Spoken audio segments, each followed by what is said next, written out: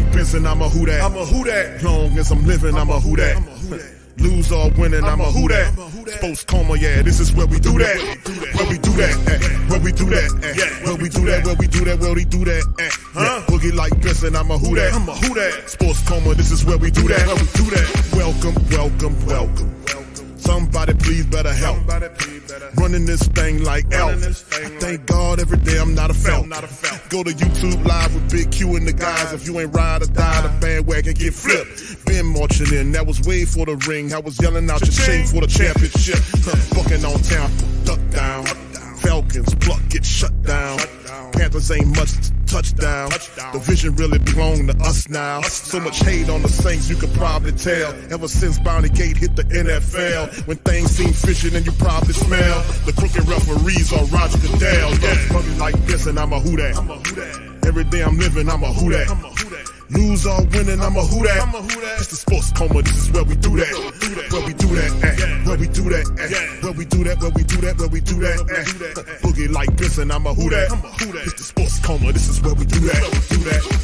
You're listening to the Sports Coma with Big Q and the guys on the PRO Media Network.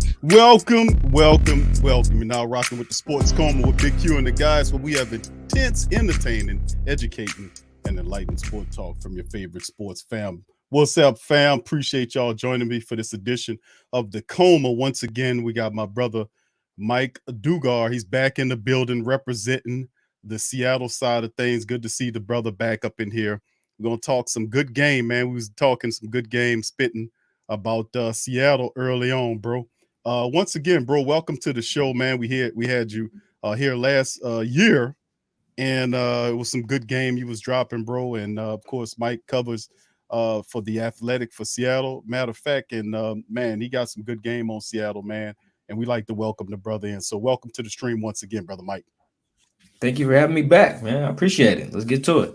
Yes, sir. All right. So big ups to the great Saint Think Tank and the Sports Coma. Please feel free to hit the like button, man. Hit the subscribe button and feel free to share the shows on your social media feed. We up in this thing, man. We're going to talk some Seattle and Saints of football, bro. Now, listen, what really I was kind of looking at, brother Mike, was the fact that the matchup against the Detroit Lions, man. Detroit scored 22 points in the back end of this game, but the Seahawks was able to kind of hold on to the matchup. And what really struck me about this matchup was the fact that the Seattle Seahawks team with Penny, man, who's a guy that, you know, kind of is injured. I kind of always, when I play fantasy ball, man, I like Penny, but for whatever reason, Penny, man, is just he just didn't give him my value because he was hurt here, he was hurt there. But man, he had a $151 carrying a rushing attack. You guys had over 200 yards rushing in the matchup, and Geno put up over 300 and a couple of scores. So he's been playing really good. They look really good. DK Metcalf had 7 grabs in the game. Lockett's the man out there. So talk to me about the mindset Seattle-wise of fighting to get that victory and so on. Yeah, I think in the third quarter, they realized, whether they want to admit it or not, like, our defense is not stopping the other team. So we're just going to have to score every time we touch the ball, which obviously they want to score every drive, like, duh. But you could see the sense of urgency, man. And I think what Geno Smith and offensive coordinator Shane Waldron had a really good plan of was using Detroit's aggressiveness against them. Detroit at the time, I think they blitzed about the 3rd highest rate in the league. I think that since dropped to number 5, but still, that's still pretty high. And you look at some of Rashad Penny's explosive touchdown runs. You know, he had a 36-yard touchdown run. And I want to say like another 32-yarder. They were both on 3rd and longs. But what the Seahawks did was just take advantage of those zero blitzes and say, hey, if you're just going to not have anybody at the second level, all we got to do is block this up and our guy's gone, you know, and that's exactly what happened. They ran basically like a draw on 3rd and 16 and scored because Detroit blitzed. You know, they ran another 3rd and 5 against the blitz as well. And they just had answers. The Seahawks was like, we just have to have answers for everything Detroit gives us. They're aggressive. They play man. They blitz. Okay, so how can we fix that? You know, how can we use their aggression against them? And they had a really good plan. Some of that was throwing the ball to DK, but DK was doubled like every snap. So in the snaps they took advantage. So I just think Sunday was a really good example of just what happens when you execute really well and then you have a good plan too. Because the thing about teams that blitz a lot, I know the Saints don't really blitz that much, but they do play man at above average rate. The thing about those teams is they force you to have answers. Like we're coming at you now, we're blitzing now. We're sending more guys than you guys have to protect. So do you have an answer for that, whether it's a slant or a hot route or, a go ball or a screen pass or a draw play, whatever? Do you have an answer for what we're throwing at you? And the Seahawks did over and over and over again. And their offense only scored 41 points compared to Detroit scoring 45. But the other team had Jared Goff, and he's good for a miscue every once in a while. Yeah. And his third quarter pick six was basically, the difference. Because, again, Detroit's offense scored more points than Seattle's offense. But Seattle's defense snuck 7 points in there, and that was different. Yeah, I was looking at some of those highlights, bro, from the matchup. And, of course, I was going over some of the statistics, bro, that's on the screen right now. Looking at the Seattle Seahawks defense, bro. 438.3 allowed total, 284.3 through the air, and 154 flat on the ground. Not really good numbers right there on their defense. So that gives me the impression that you can move the ball on that defense. So they still got a long way to go, Mike, and kind of solidifying. Plus, the big number right there that I'm looking at is the fact through 4 games, they're allowing almost 29 points per contest. Good Lord. Yeah, the defense has had a lot of issues. Everyone watched the Monday Night Football game against them and the Broncos. Yeah. And I think what we've learned is that the way they won that game was relatively unsustainable. Not relatively, very unsustainable, because they haven't won another game like that again. Denver fumbled twice on the 1 yard line. We had a statistician at The Athletic find that no team has done that in a game since 2000. That's as far as his data goes back. But I doubt anyone did it before 2000 either. That's really random. Otherwise, Denver scores at least 3 more points, in that contest. They only lost by 1. Seattle didn't score in the second half of that game. So you really can't. You're not going to win any games when you don't score in the second half. I don't care who you play. So I think the Denver game was a little bit of fool's gold, and the subsequent games have kind of exposed the defense a little more. Seattle allows explosive plays. That's a pass of 16 or more yards or a run of 12 or more at the second highest rate in the league. Only Arizona is higher, and Seattle's given up those at 15% of the time. That's huge. That's insane. That means once every 7 or 8 snaps or something like that, the other team's getting an explosive play. And if you get an explosive play on a drive, just one explosive play on one drive, it increases your chances of scoring by so much.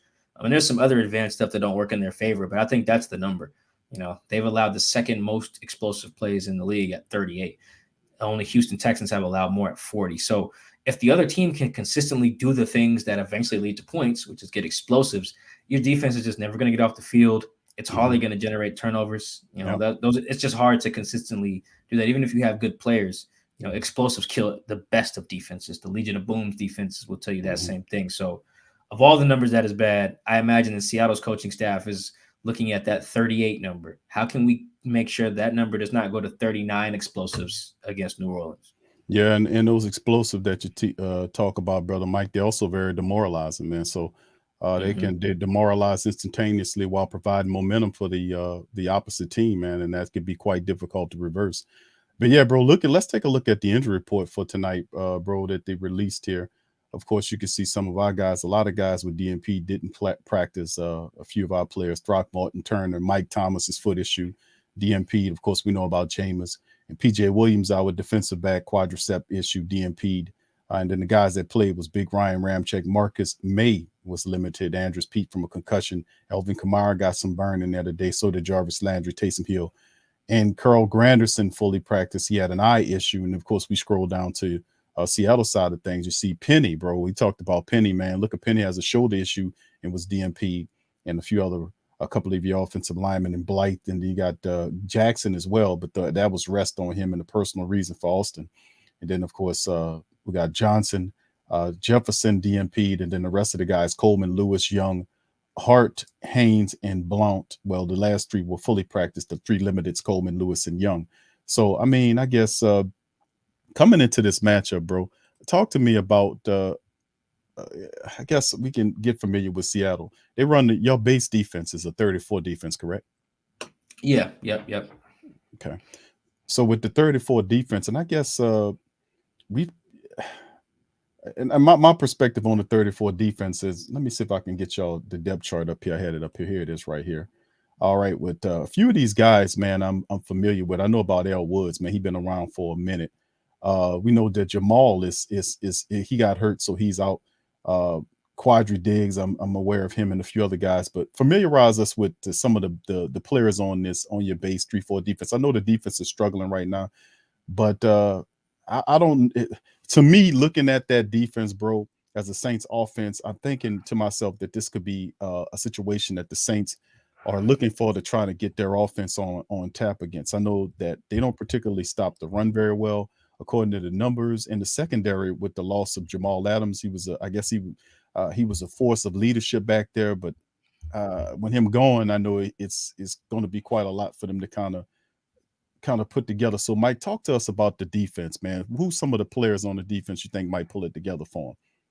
Yeah, Al Woods is one, big Al, originally drafted by the Saints in 2010. I want to say, I think they traded up to take Al too, and then cut him after like a year. I was upset about that, bro. Just on record about that. I thought Al Woods was going to be a player, bro. Yeah, well, it took him a little bit to find himself. Al right now probably weighs about 350. When the Saints took him out of LSU in 2010, I think his scouting report said he was like 307.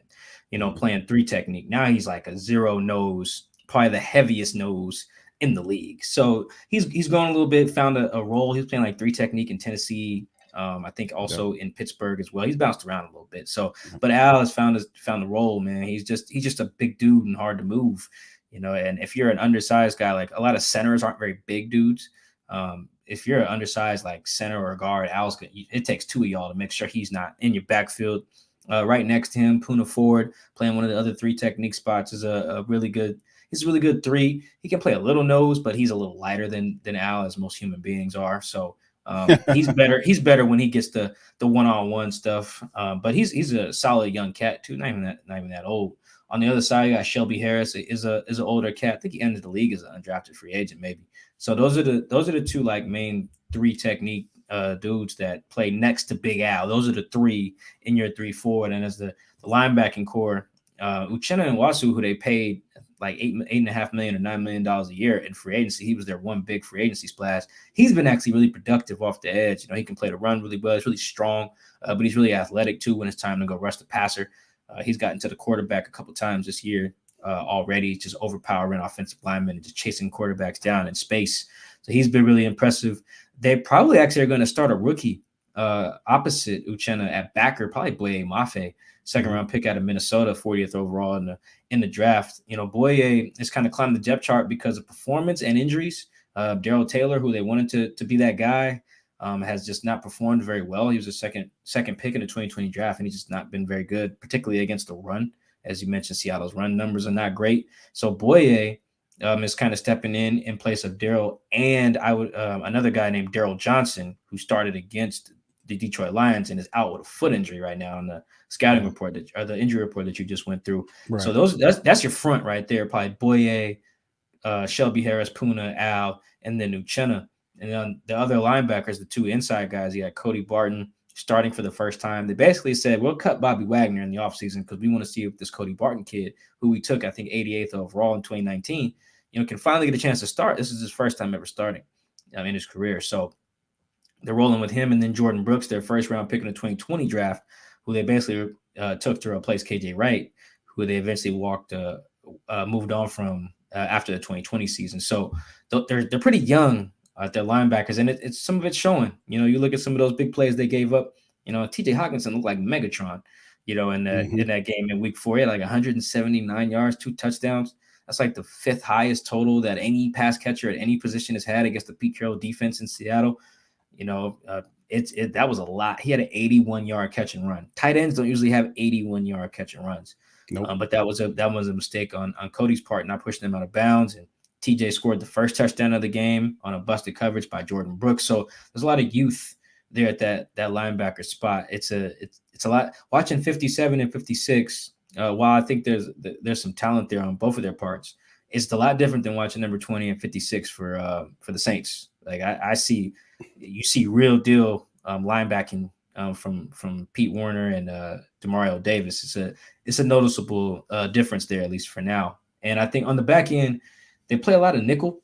So you may not see a lot of all 5 of those linemen that I mentioned. You know, they got the young guy, Kobe Bryant, 4th round pick out of Cincinnati, who was the Jim Thorpe Award winner in college as the best defensive back, and slipped to the 4th round somehow. I don't know how, because he was really good on that Cincinnati defense opposite of Sauce Gardner, who ended up in New York. So you got him, Tariq Woolen playing right cornerback, who is probably the freakiest cornerback in terms of just measurables. You know, like he's 6'4", with 33-inch arms. His honestly might be 34 inches, depending on you use the combine numbers or his pro day numbers. And he ran a 4.26. 4.26 at 6'4" is absurd. That's not like, when people see him, they come like, oh, what position is 27 play? Is he a receiver? Like, nah, he's playing corner. He's locking stuff down. You know, he's already got 2 picks. He's already blocked a field goal that was returned for a touchdown. He has a pick 6 already. He hasn't allowed a touchdown in coverage. You know, he's just been a really solid rookie, ups and downs. I think he's their most penalized player as well. But like, they'll take a defensive holding or a DPI if you're gonna get a pick 6. You know, it's a little bit of give and take with him. And then Quandre Diggs, like you said, you know him. Michael Jackson's their left cornerback right now. He's been kind of up and down. You know, he'll have some good plays, he'll have some bad plays, which is the nature of the cornerback position. But the key for Mike is to make sure that the good plays outweigh the bad plays. If you give up an explosive, you better get you a PBU. If you give up a touchdown with it, you better score one yourself or something like that. You just want to balance out the good and the bad. And then right now, I don't know who's going to start at the other safety spot. You know, they have a guy, 2017 second-round pick of the Packers named Josh Jones, who's been starting in place of Jamal Adams. Josh is one of the best defenders in training camp. He was really solid, really good tackler, just really disciplined dude. He was a ball hawk. And it just hasn't translated to the regular season. You know, after that TJ Hawkinson 81-yard catch and run that I referenced, they pulled Josh from the game and started playing Ryan Neal, undrafted guy from Southern Illinois, used to play with Jeremy Chin of the Panthers when they were in college together. So I think Ryan Neal will start this weekend. He's also backed up Jamal in the past couple of years because Jamal's had some injury issues. But like, there's a lot of guys who there's some good and some bad. Like you just notice most of the guys I rattled off are all under 30. Some of them still under rookie contracts or on their 2nd or 3rd team. You know, so that the growing pains are there and they're noticeable. So what you hope is that when you have a veteran coaching staff, that they're coaching them up, they're saying, here's where you messed up on this particular concept of this player, this check. Let's make sure they don't happen no more.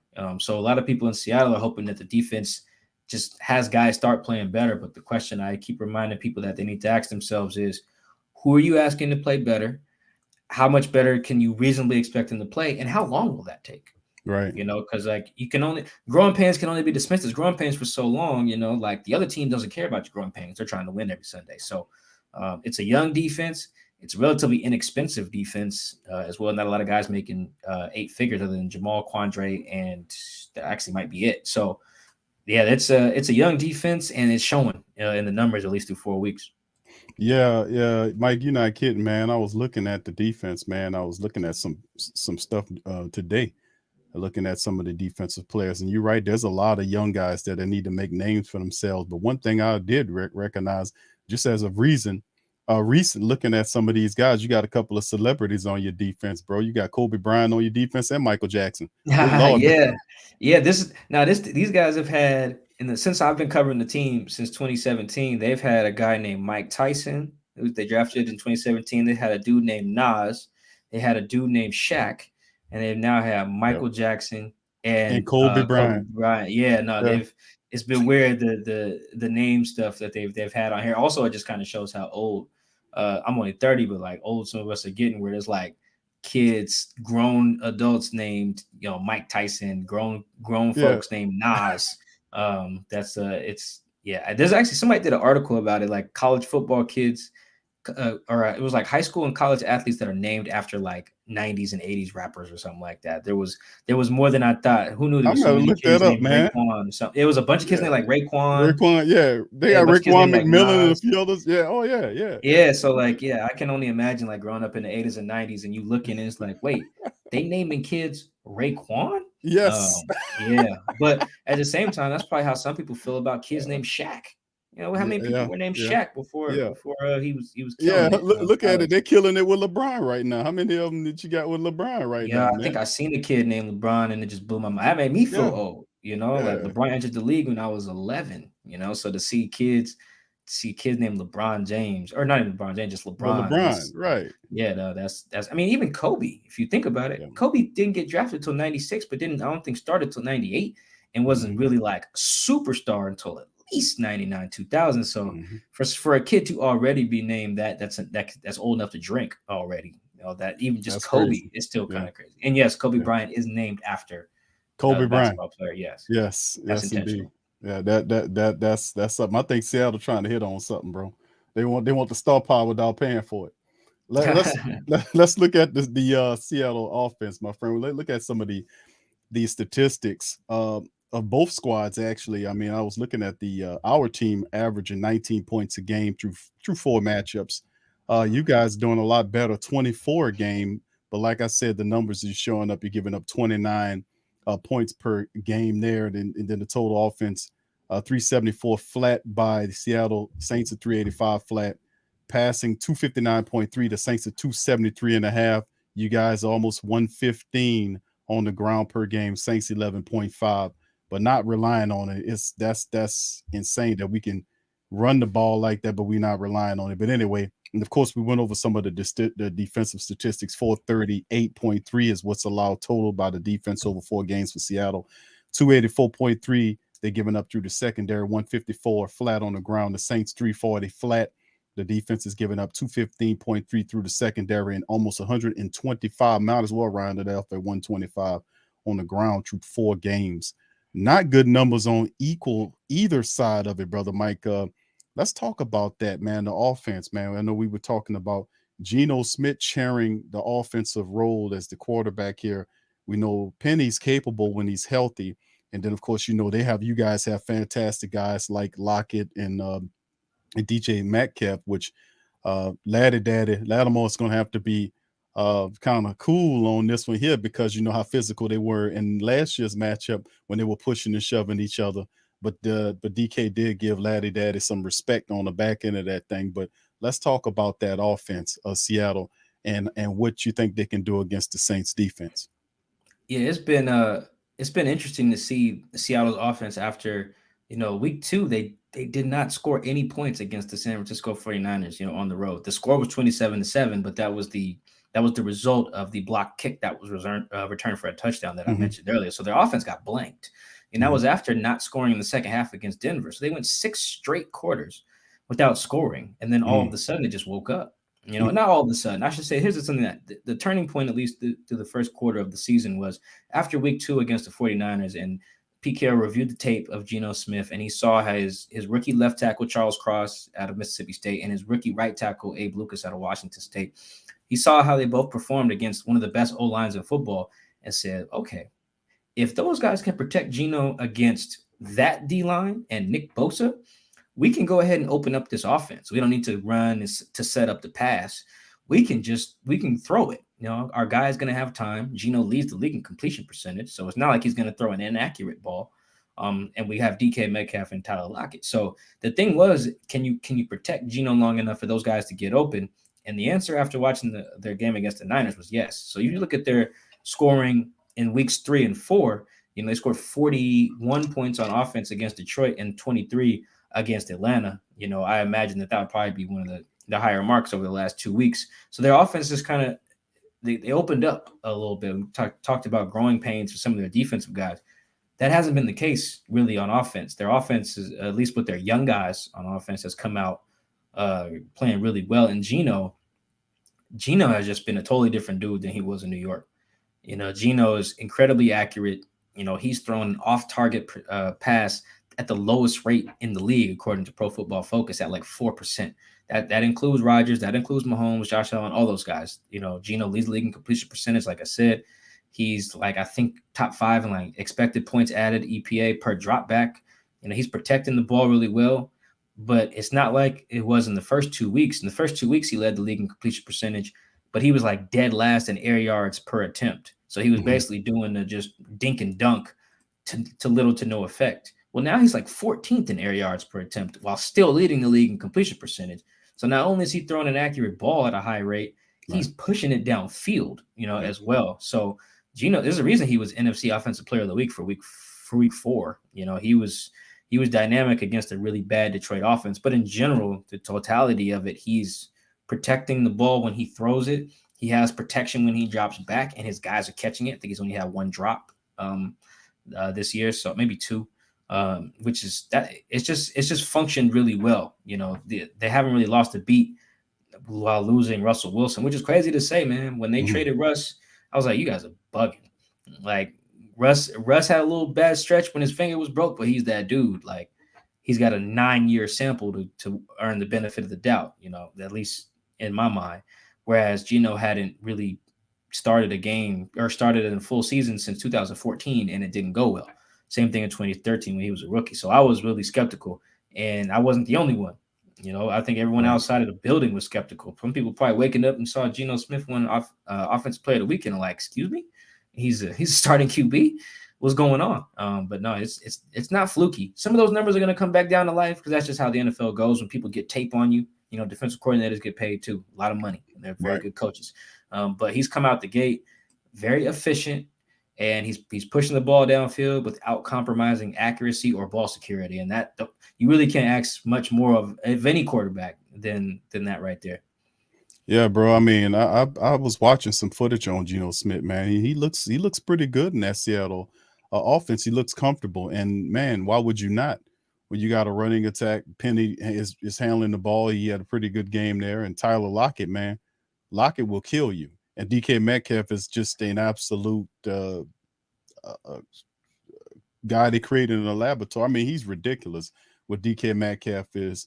And he got Goodwin there too. I seen the speedster Goodwin. Y'all added him to y'all to the wide receiver core as well. So yeah, I was thinking about when I was looking at Seattle taking more of a low key approach. I don't know if they were, and of course most NFL teams want to win when they did the Drew Lock thing. Went away from Russell. I was like, I don't know about Seattle, but they sit up here at 2-2, and they trying to win some ball games, man. And like you said, they are keeping Geno Smith upright with those weapons.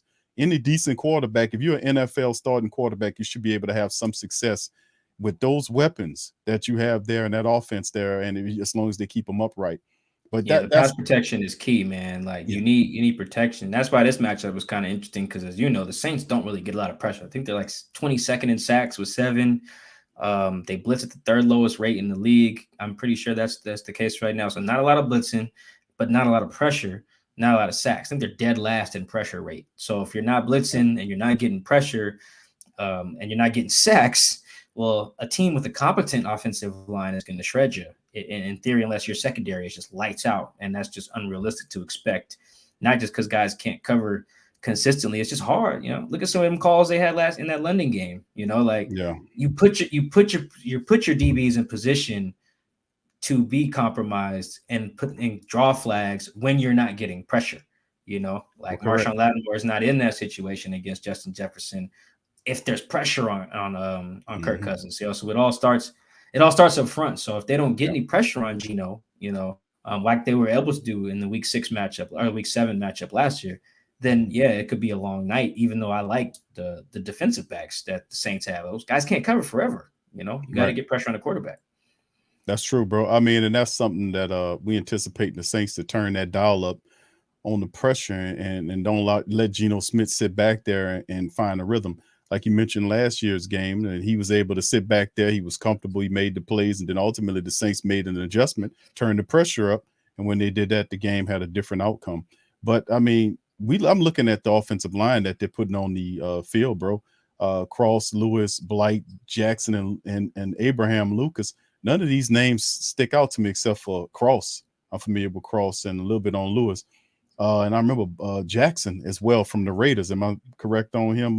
Traded for him. Yep, okay, so Raiders, I remember Big Gabe Jackson. But this is the thing with the offensive line. Nothing really sticks out to me is that they're a offensive line force, which they don't have to be. Just watching the month worth of games that the Saints have played from a defensive perspective, we expect our defensive line to dominate some of these offensive lines. That wasn't the case against Atlanta. That wasn't the case against Tampa Bay, who was cheering 4 backups, including the offensive, the blind side tackle was a back of the backup, and only one starter, and they had success against the Saints, and then of course Carolina and they carry. So we have no-name offensive linemen or no-name offensive lines that play like gangbusters against us, and we have to do something about that. Now, we played a little bit better from a defensive standpoint, defensive line wise, last matchup against the Minnesota Vikings. Still not as much pressure as I would have liked to have had to put Cousins on the ground a lot more than what we did. But in effect, we have to be able to turn up this pressure, man, on some of these people. You're absolutely right that they can't cover forever. And if you can't, and like you astutely mentioned, that if you can't get to that quarterback, man, and he has time to make those plays, and the people get on time, get that timing correct, it's going to be a long game. So yes, so talk to us about the offensive lineman, about the line and keys, some of the players that you like that you think will have success against the Saints defense. I know you may mention the Geno Smith, Lockett and Metcalf. They're 2 dominant guys as well. But how do you think the game plays out in terms of Seattle? Do you think Seattle ultimately has enough to beat the Saints in this matchup? Yeah, I think they do. And not just because I think like Charles Cross is like just going to stonewall Cam Jordan every rush, or Abe Lucas is going to withstand every Marcus Davenport bull rush, because that's not how it works. But the thing is, Seattle's coaches know that too, right? And they did a really good job in week 2 of protecting them. And that's, in some of those games that you mentioned that the Saints didn't have great pressure, I can already tell you why. I've watched them, but I can tell you why without watching them too, because those coaches are smart.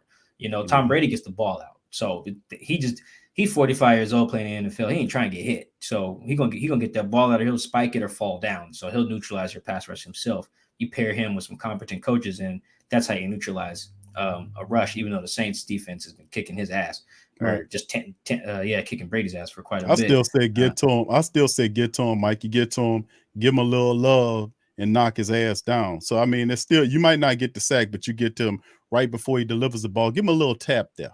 Yeah, QB hits definitely. Yeah, definitely have impacts on those guys. Right. Oh yeah, for sure. I ain't mean to get in the way of your commentary. Go ahead, bro. Finish. No, you're good. But that's one way to scheme against a pass rush that's talented. The other way the Falcons are doing it is they're just max protecting more than any team in the league, meaning they're putting 6 or 7 guys back there to make sure no one kills Mariota. Now that compromises a little bit of their passing game. Yeah, so it's really only Drake London and Kyle Pitts was lined up, and maybe one of whoever number 17 is for them as well. So you notice Mariota's like, I think he's last in attempts per game. He's like throwing it like 14 times. That's nothing. Because they got a run game. Their quarterback can run, and when they do run, and when they do throw it, because Mariota has so much time, I think Mariota's like 4th in air yards per attempt. So he gets to throw it downfield because he has so much time. And when you got 6 dudes protecting the quarterback, it's just hard for your rush to get there if you're not going to blitz, which we discussed earlier, the Saints really don't do. So I think because of that, I expected them to get after Kirk Cousins a little bit more, because I don't know much about Minnesota's new coaching staff, for one. And 2, Kirk don't really get the ball out super fast, and he's not mobile. So it's like, all right, if you go sit back there, they'll get to you. I was watching the Saints-Vikings film, the All-22, before we hopped on here. I was like, yeah, it makes sense that they was able to get after him a little bit. But some of that comes down to the coaching staff and the quarterback. So that's where I think Seattle has a advantage here a little bit, because they know their strengths and weaknesses of their young guys. They've seen it. They're going to leave Charles and Abe on some islands with Marcus and Cam and stuff like that. They're going to see what they can handle. They did it with Nick Bosa, so I know they're going to do it against those guys. They're feeling nice. They're feeling real confident about that one, bro. Yeah, no, I mean, there is something to be said for like Nick Bosa as a barometer for how good your tackles are, because he leads the league in sacks and he's a monster. I would say Myles Garrett for every team in the AFC is the same thing. Like, if your tackles can hold up against Myles, they belong. Some guys need to just have that performance where they're like, okay, I'm here now. And that's for young tackles in the NFC, that's Nick Bosa. For young tackles in the AFC, that may be Myles Garrett or Von Miller or whoever. So I think they're not going to do it a lot. They're going to time it up right, get the ball out, screens, move the pocket. They've been just doing a good job of like not making their tackles have to be superheroes when they're only rookies. Charles is only like 20 years old, 21. So they've done a good job of KYP, know your personnel. So I think that's the advantage more than anything. That may not be that Abe and Charles and that whole O-line is better than the Saints They just D-line. know what Saints they can D-line do. got talent. Yeah, you have to know what you have and know how to use that. It's not about playing scared, it's playing smart, you know? And so I think the Seahawks coaches have done a really good job of that. And I think the O-line has executed. And Geno's done a good job working the pocket, not getting too deep in his drops. You know, you don't want to get further than like 9 yards. If you do, you're putting your tackles in a bad spot. If you know you got 2 young tackles, well, be careful with your drops. You know, just little stuff like that to make sure your tackles aren't on islands against, you know, talented pass rushers. Because as we saw last year in Seattle, Marcus Davenport might be the strongest dude alive, man. He put Dwayne Brown on his back, you know, in that week 7 game. I ain't never seen Dwayne Brown get treated like that. Dwayne Brown's a good tackle. So, you know, everyone's got access to that film too. So they're not going to leave Charles on too many islands with number 92. So I think the scheme and the understanding of the personnel is their advantage as much as anything else. Yeah, bro. Well, I mean, it's obviously working for them, bro. They're sitting up here 2-2, and we at 1-3 right now. And we to a degree, at least like you speak about KYP, know your personnel. That speaks about you also knowing who you are and what you're capable of doing, and not doing things that you know you're not capable of doing, which probably will lead you to some goddamn losses. But I know at the end of the day, we as in the Who Dat Nation have a lot of questions about where our offense is headed, and we know that we have the weapons. We have the Chris Olaves. We have the Jarvis Landrys. Michael ultimately come back. We have Elvin. He ultimately will get healthy. So we have the Taysom Hills and all these other guys who are gamers who can impact the game in just flash plays that happen. You know, next thing you know, the guys are scoring. So we have ball players. But I think to a degree, we got a coach that's here now who hadn't been a head coach in a long time. And I think the Saints are trying to find themselves, find an identity. I don't think we're quite the passing team that we were under Coach Payton. If we were, we would have won these matchups against the Bucs and against the Carolina Panthers. Those were within our hands. And I think a lot of it is undisciplined football. I think, I don't know if it's the facts. It might have something to do with the taskmaster that Coach Payton was, when he would have that air of, look, I better not screw up because Coach Payton is watching me, versus Dennis Allen's a guy that might not have that same persona. So this is the thing with me going in and looking at the Seattle matchup. Now I'm saying to myself, the Seattle defense is a young defense. We know they're still gelling. And if the Saints are right, this should be a matchup where they could be able to take advantage of some of the shortcomings of Seattle's defense. And of course, the Saints defense against their offense, I'm kind of concerned because I've seen the Saints defensive line in particular play. I ain't gonna say play down because I don't want to diminish or disparage other people's offensive line, but some of these offensive line guys we playing backups, and they were playing like starters. And these guys were guys that just stepped in. Something wrong. That's not supposed to happen. We're supposed to kick their butts, and we're supposed to have a success, and that's simply not happening. So I think to a degree, we have to kind of go back to basics and figure a way how to find out who we are. KYP, know yourself, know your personnel, know who you are, and do it well and build on top of that. So I commend you on saying that, because this is some of the things I think in Who Dat Nation we're struggling with. Now, with that being said, I ultimately still think, and I'm not just going to pick the Saints because I'm a black and gold man and I'm wearing this damn hat. I'm gonna just tell you, Mike, I think that the Saints, ultimately, I think that the Saints will wake up. I don't think the season's lost. I think, in my mind, I think the Seattle Seahawks is a good matchup for the Saints this week. They come in here, and remember, we had to go to see how many times we had to go to Seattle, Mike, to go up there and play the Seahawks. How many times straight was this? I'm like, I got to the point was like, damn, can't they come down here one year? Why we keep going way up there? Seahawks came down in 2016, I think, because Jimmy Graham was on the team. Bro, and since then, it's all been up here. I think 2019 was up Coast. here. Yeah, yes. 2021 was up here. So yeah, like this is my first time gonna be down New Orleans. So I'm like, goddamn, could we get Mike and the Seattle Seahawks to come down here one time? Goddamn. But that's my thought process, bro. Coming home from London to the Dome, the Saints have to make a statement. This is a statement game. They have to make a statement, bro. They cannot go 1-4. You see what I'm saying? Yeah. This it's No, you this can't. they have this is a bit of listen, ain't the panic button yet, my friend, but it's definitely some desperation going on right here. We can't go down 1-4 and lose this game. So that's why I'm kind of zoning in and I'm feeling a bit of that urgency from the team. And I think that ultimately that'll be enough to carry the day in the matchup against Seattle in this thing. What do you think, bro? How do you know? Tell me what you do. I know you said Seattle.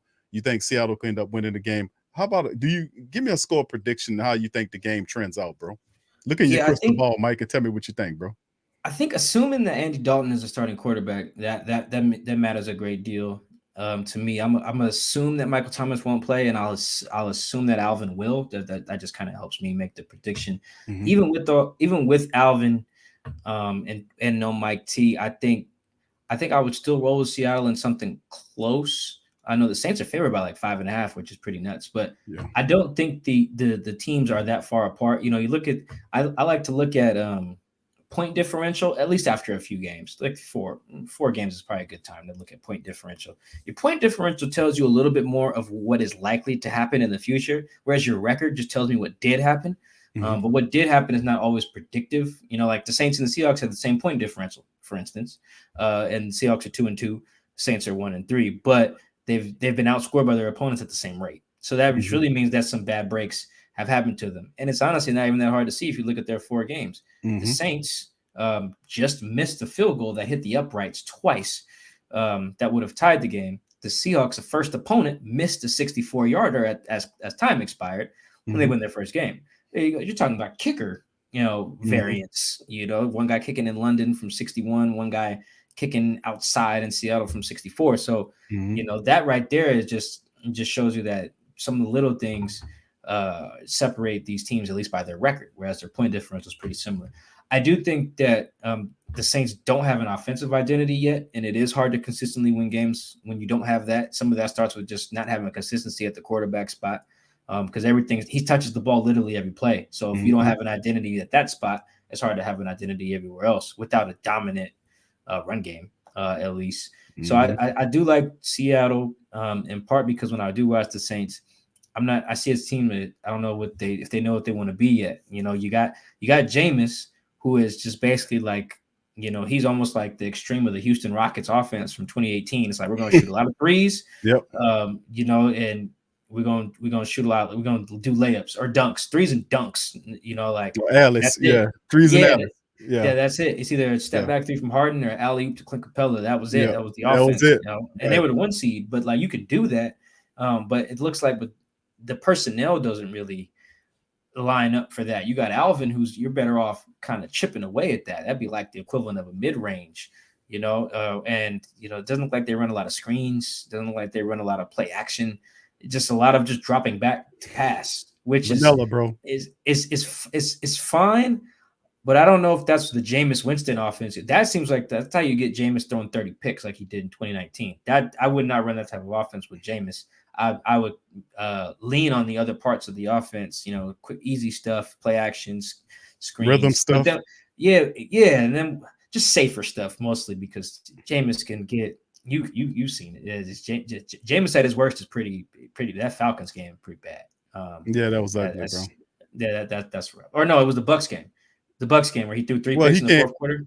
He came alive. Yeah, he came alive in the That's Falcons what I mean. Yeah, game. But the Bucks game was the Bucks game. That's Jameis at his worst right there. Just fourth quarter just goes down the drain. yeah, But then with Andy, I watched the London game. I was like, well, this looks like a little bit more of what fits Andy because Andy he'll throw it, he'll dink and dunk it underneath. But if he needs to, he'll take a shot. He'll do a little bit of everything. So until I see what the Saints know what they want to be, I can't know what they are either. So whereas I at least know offensively who the Seahawks are and what they want to be. So I think it'll be close. I think both teams are going to score some points. I'd take the over. I don't know what it is, but I'll take it. I'd probably say like 28-24, something like that. Seahawks, both teams getting over 24 points or at least 24 points. So yeah, I think it'll be good. I'll be interested to see if the Seahawks or the Saints can close the game because, you know, it ain't like Andy Dalton or Geno Smith is like prime Michael Jordan, right, in terms of clutchness. So Geno hasn't led a game-winning drive, you know, as a Seahawk yet. So I'll be very curious to see if he can close it out or the defense can close it out or or whatever. So yeah, I think it'll be a good game. I think both offenses should feel good about the things their opponent is bringing. Like I said, the Saints play man coverage at like the 11th highest rate in the league. And if I'm a team with Tyler Lockett and DK, I'm like, bring it on. You know, we got number 14, we got number 16. I like Lattimore. I think when he plays Mike Evans, he's the best corner ever in the history of football. Like it's insane what he does to Mike every time they play each other. But yeah, I like the Seahawks weapons.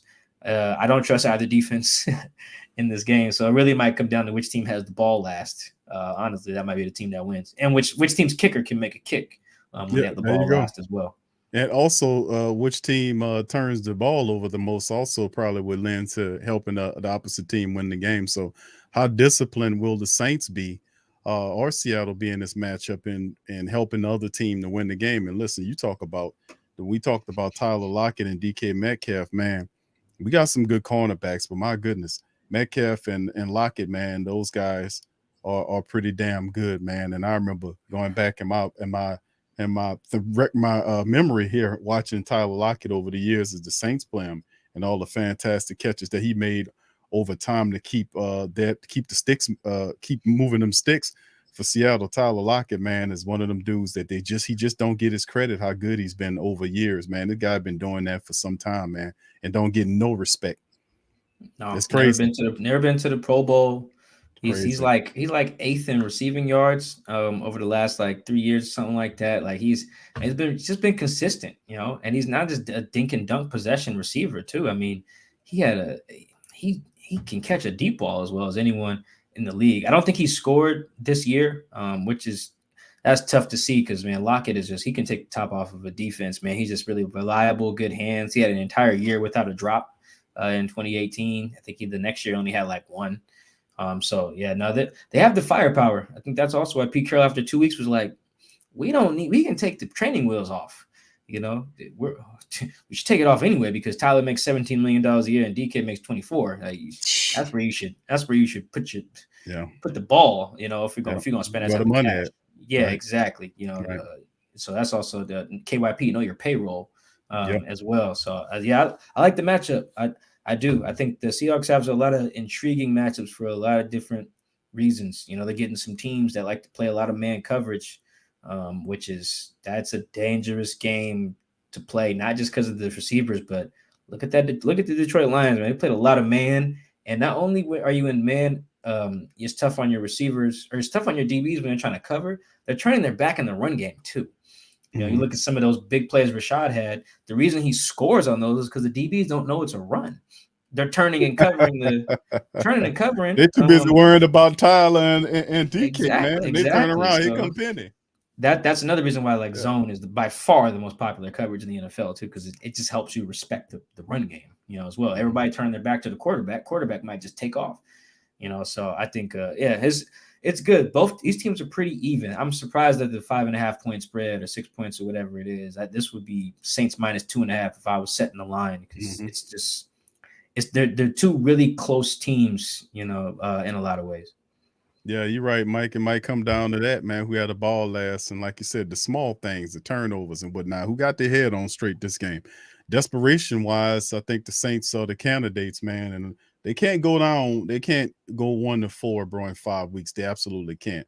I mean, they're gonna catch absolute hell. They're already catching hell for some of the decisions that they're making personnel-wise with Latavius Murray and Eric Wilson, allowing him to be plucked off the practice squad. They're catching hell from the family base right now about some moves there. So the Saints have to step the game up in a major capacity, man, to handle this business. So once again, man, we talking to Mr. Mike Dugar. Now, Mike, you have a podcast called Man2Man, bro. You and another brother. What's the other brother who you share the podcast with, bro?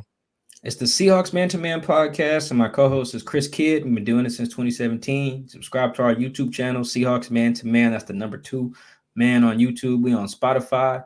We on Apple. We're on The Athletic. If you download the app or just go to The Athletic and the Listen tab, boom, we'll pop right up there. So yeah, now we've been doing our show for a little bit. You know, if you guys are interested in learning more about the Seahawks, and you know, tap in. It's a good time. Bro, and we done had Mike on here before on the Sports Coma. As you can hear, Mike know what the hell he talking about, man. I tried to. Bro, he know what y'all hear. You know, he knows what he talking about. In my opinion, man, Mike got the best Seattle Seahawks podcast in the game, man. He got the best one, bro. And I hear all these other guys, man, they ain't talking nearly facts and stats and breaking it down in a calm manner. Like he a bureaucrat talking people out of flaming buildings, man. You know. Yeah, man. I try to know my stuff, man. Bro, he like the negotiator, man. You like what's the Samuel Jackson? Yeah, Samuel Jackson and Kevin Spacey, man. I love that movie. Yeah, right. make my girl watch it all the time, man. Yeah, love it. See, that we get that where you get it from. That's the inspiration right there for doing the show. He's the negotiator talking about the set. See, he'll talk you out of a turkey out that burning building, and then it's like a walk in the park. But look, man, Mike, appreciate you chiming in, bro. Much love to you, bro. Before we cut you loose, I want the Who Dat Nation to give Mike some cuisine references. You know, give Mike some. He's down here in the city of New Orleans. He's gonna be covering the game in the Dome, and Mike, give Mike some cuisine references, man. Seafood. Mike, you like seafood and all that kind of good stuff. Yeah, I'm a big seafood guy. I don't eat beef or pork. I'm not a red meat guy. But the good food things I hear about New Orleans, that won't matter. I'll be able to find some good stuff with those dietary restrictions. At least so I've been told. So y'all laced the chat, man, with cuisine. I already told them about Weedats chicken, man. I already put the brother on the Weedats right there, so that's good. They got quite a few of them, man. Let's see. Damien says Pee-wee's crab cakes. All right, are you a crab cake guy, Mike? You like crab cake? Have I ever had a crab cake? I'm not even sure I have. Yo, what's the little powdery things called? You know what I'm talking about? It's like a dessert type of. Oh, you talking about beignets? Yeah, I never had. Bro, you better go on down there, bro. You ain't too far from one either, bro. Hold on here. What's the damn? See, I got it in my head. What's the name of the beignet place down there, family? Put that in there. Tom, I'm staying on Canal Street. That's where I'm staying. So yeah, anything down there. Commander's Palace, Mike. You got to have big pockets to go on down there to Commander's Palace, brother. But listen, that's good food too, man. That's really good. Lori dropping the heavyweights. Dragos is another good one. Yeah. Yep. What's the name of the place down in the quarters where Mike can get him a beignet, man, and stuff like? What's the Cafe Du Monde? There you go. Cafe. Mike, write this down, bro. Where your pen at, bro? No, I got it. I see it. I'm good. Okay. I take the mental. Yeah, okay. I'm gonna make sure I got all this. Yeah. I did. What is the beignet? What is it? What is the? What is it? Just bread and sugar? What am I eating? Yeah, you're eating. It's pretty much bread and sugar. It's like I guess I don't want to call it a donut because it's not a donut, but it's pretty much it's confectionery sugar on it, and it's kind of. I guess I'm trying to say they saying it's a biscuit. I ain't gonna say it's. I don't think it's a biscuit. I ain't gonna say it's a biscuit, bro. I would, if I had to say, I would say it's like a pastry. It's close to I ain't gonna say it's a donut. It's kind of, I don't know how to explain it, bro. But it's Mike, you just got to get on down there to Cafe Du Monde. Oh no, I can't wait. That's what I want to try. I be seeing people post them on Instagram and stuff like that. Pastry, like, they said. Yeah, bro. Okay, that sounds about right. Yeah, okay. Yeah, it's pretty good, bro. So it's Cafe Du Monde is down there in the quarters, and they got. Oh, I love catfish. Any places with catfish, I'm a big catfish guy. Okay, Mike like catfish. What y'all got, man? Give Mike a couple of good catfish joints nearby down there off of Canal Street. All right, he said Redfish Grill is on Bourbon is amazing. Mike, Redfish Grill, bro. And I think Damien, do they have catfish at Redfish Grill? They should, huh? Let me know, bro. Yeah, they said Elliot says, and get the coffee along with the beignet there, Mike, when you go down there, man. Okay, somebody said Trey says like a funnel cake. I guess that'll be. I don't know if I ever had a funnel cake. Yeah, I don't know. Deanie's is way in Bucktown though. That's way too far from Mike. He on Canal Street. I don't think they got a Deanie's. That's a good one too, Mike. Deanie's seafood, bro. But that's kind of far out, bro. That's in Bucktown. I don't know if they got one close to you over there on there. Okay, yeah. Damien said, yeah, they got catfish over there at the Redfish Grill, bro. I'm a big. I wrote that one down for sure. I'm a big catfish. I'm a big chicken wings, catfish. You know, mac and cheese, soul food. Man, I need just. I need it. I need it all. Man. I want to put on like 3 pounds.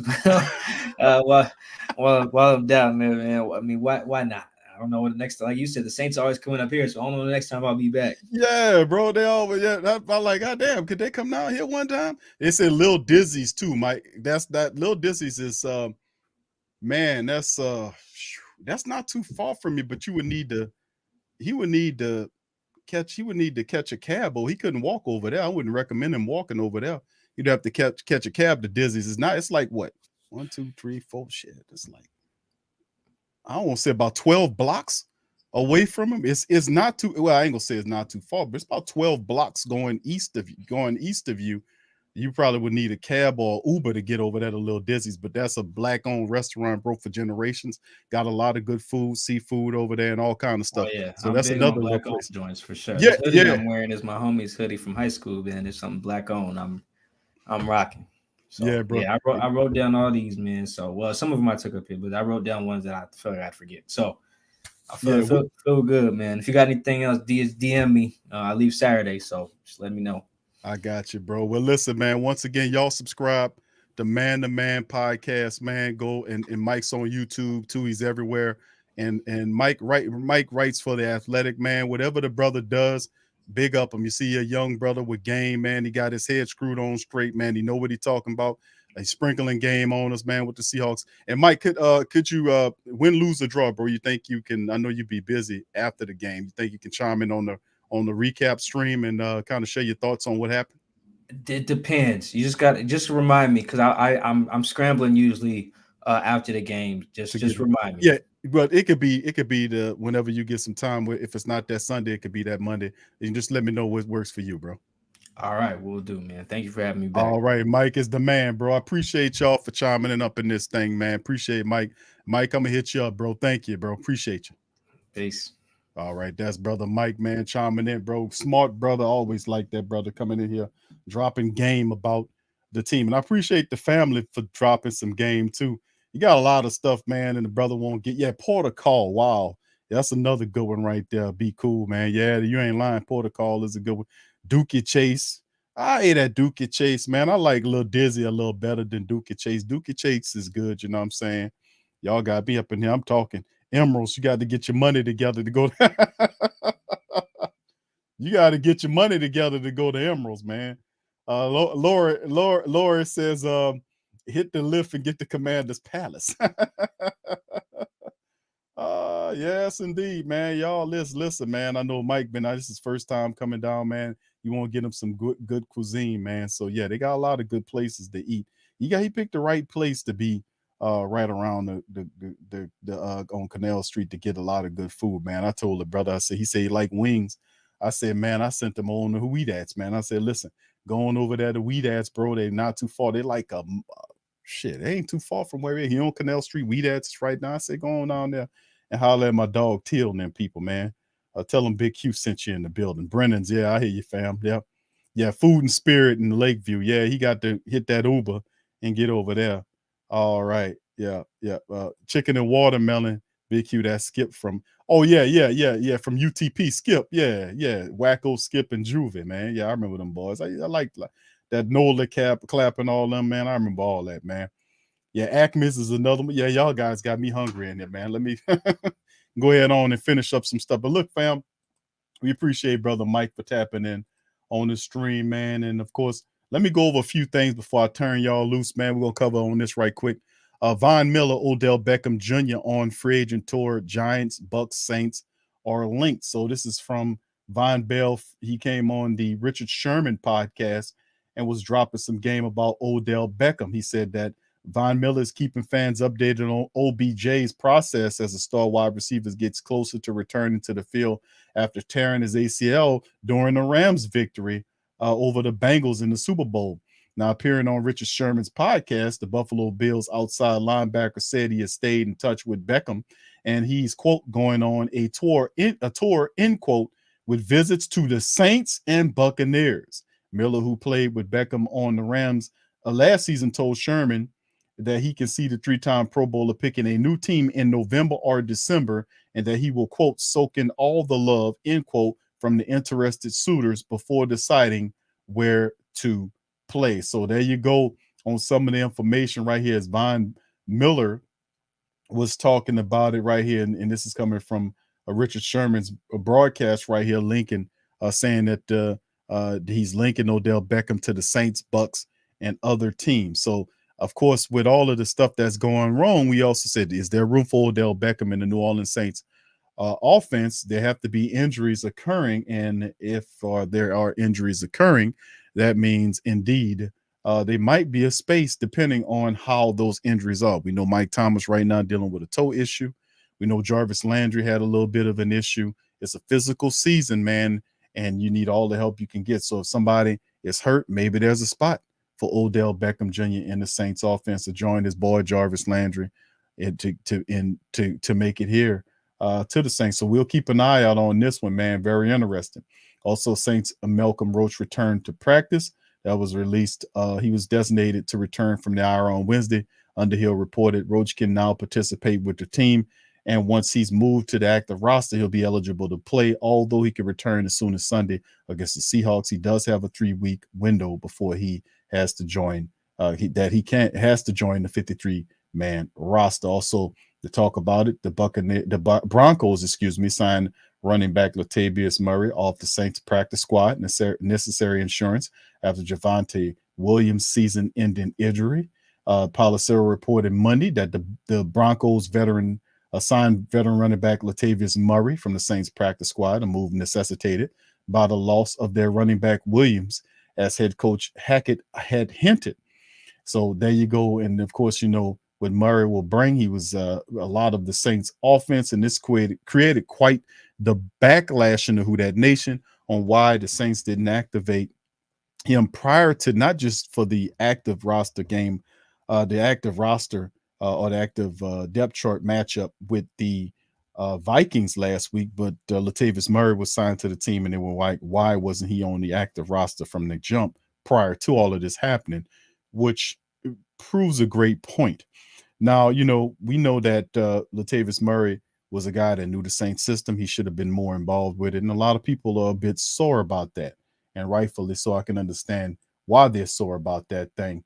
And when people say, well, Q, he opted to go to Denver, of course he did. You know, he knows that he'll be a starter there as opposed to staying with the black and gold, where he'll be fitting behind running backs that he leapfrogged all of their asses, outproduced everybody in the lineup. Ingram, Washington, and whoever else they wanted to put there, he outperformed all of them, had more rushing yards than everybody. It was basically running the most. He was just the rushing attack in full for the Saints and had the most impact. And now he'll be a Bronco. So the Saints will have to find another way to manufacture a running attack on the ground. And a lot of people are looking at Ingram. Ingram needs to improve. All right. Then, of course, this one from NOLA.com. Saints shake up practice squad with 5 transactions. Signed All-Pro Chris Harris to the bunch. Saints announced the flurry of practice squad additions yesterday, including Chris Harris Jr. In addition to bringing back Harris on board, the Saints also signed fullback Adam Prentice, defensive back Jordan Brown to the practice squad. In corresponding moves, they released defensive back Trey Swilling. That was short-lived from the practice squad, and signed defensive back DeMarcus and then waived defensive back DeMarcus Fields to the active roster. Now, I'm not done yet, because this was what happened today.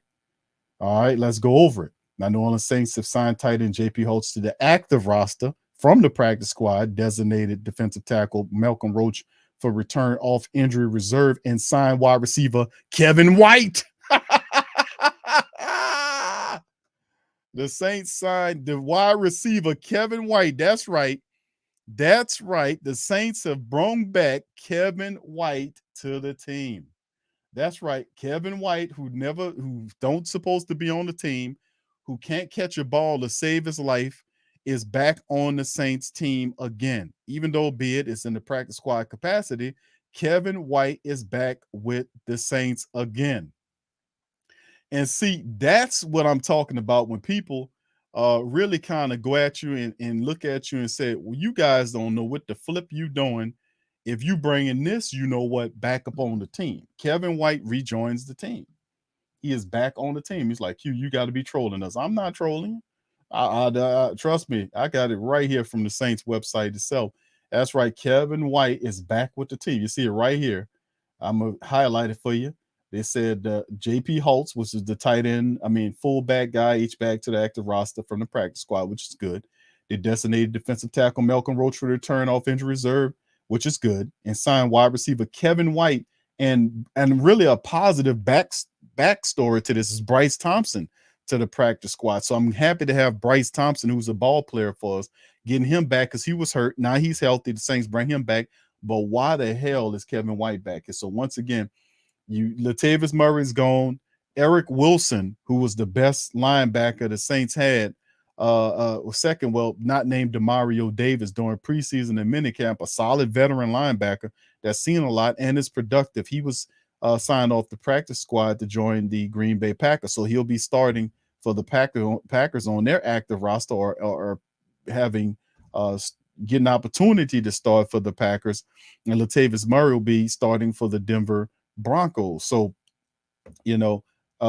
why is Kevin White back here? We can't find any other wide receivers to give an opportunity, but to Kevin White. Kevin White, he does need a lot of practice, to be honest with you.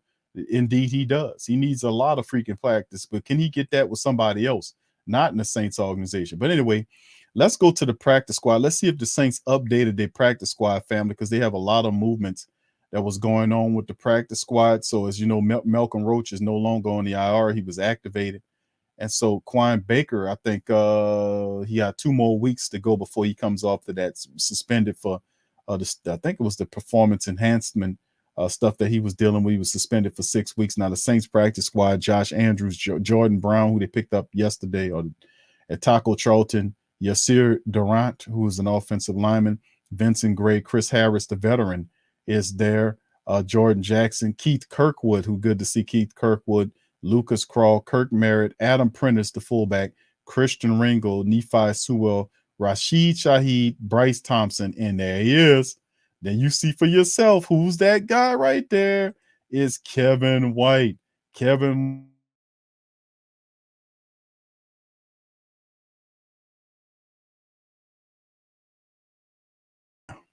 Are you loving it? So Kevin White is back. He is back. So anyway, family, that's going to do it for the stream today. Like I like to thank Michael Dugar from the Man2Man podcast. Mike has, and I'm going to just keep it $1.15. I think he has the best podcast when you're talking about the Seattle Seahawks. He writes for The Athletic and he follows the team around. So he got a lot of good inside baseball on what's going on with the Seahawks. And he was letting us know some stuff about, their defense. And Big Al Woods is a problem, and we got to resituate him. The Saints, this is a game I think the Saints lining up with the Seattle Seahawks is a game. I think it's a good matchup for the Saints because the defense is struggling. They're a young defense. Jamal is out for the rest of, he's on IR right now. He's one of their better players, and this defense has still got some gelling to do. And I think the Saints could take advantage of that if they can find an identity. He made reference of the fact that Pete Carroll knows his team, and that is such the contrast versus the Saints, where the Saints don't know their team.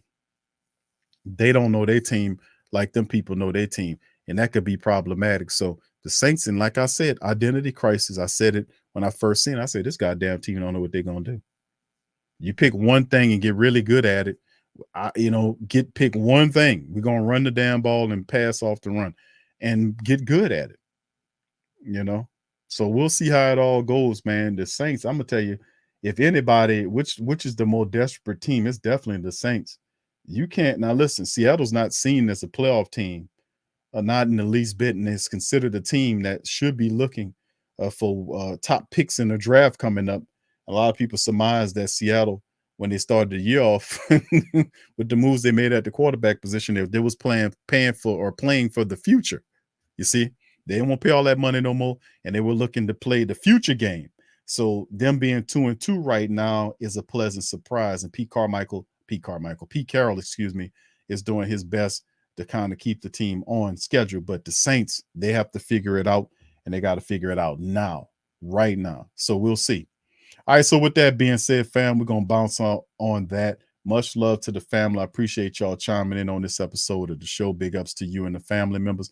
With that being said, please hit the like button. If you hit the like button, hit the subscribe button, and hit the share button. Remember, sharing is caring on the Sports Coma. Share links on your social media feed and Facebook. Share with other people in Facebook, with other Saints family members and diehards that might not know about the Coma. Put them on game, drop game on them, sprinkle game on them, let them know y'all don't know what y'all missing. Come on over here to the Coma. We keeps it real deal, Holyfield, baby. So with that being said, I'm gonna get out on that. Please feel free to also hit the link tree. The link is in the description section below, and check out some of our gears. Check out some of the merch.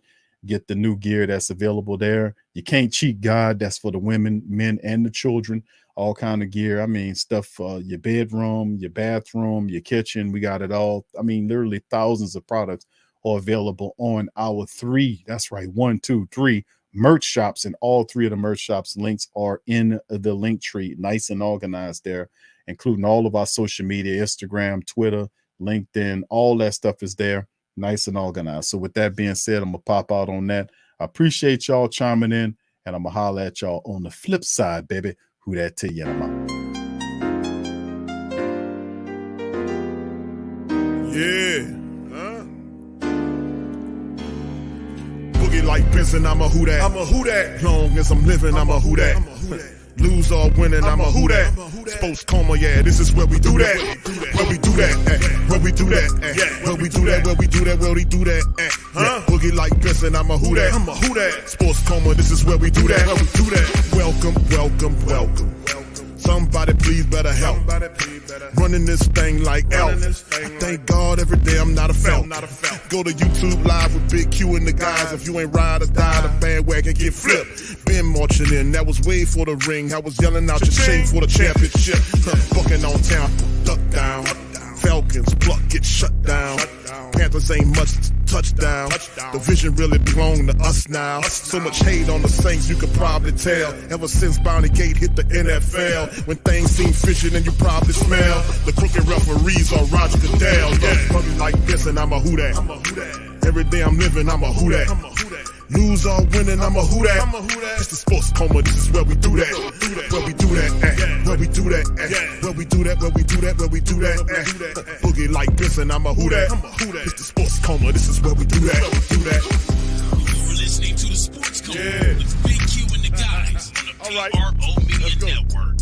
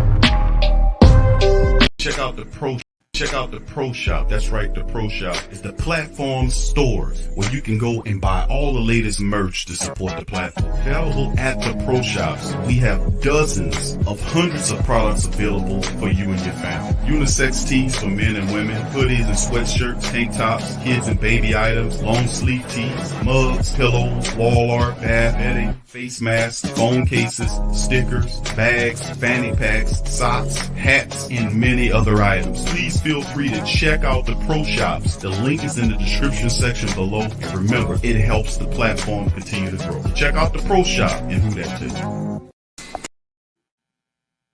TheWhoThatDaily.com. That's right, TheWhoThatDaily.com. Your one-stop shop for everything New Orleans Saints, New Orleans Pelicans, LSU Tigers, even the top flight boxing news. So if you're a Who That and you're looking for a place to stay up on your team, TheWhoThatDaily.com is your site. TheWhoThatDaily.com for the sport Who That in all of us.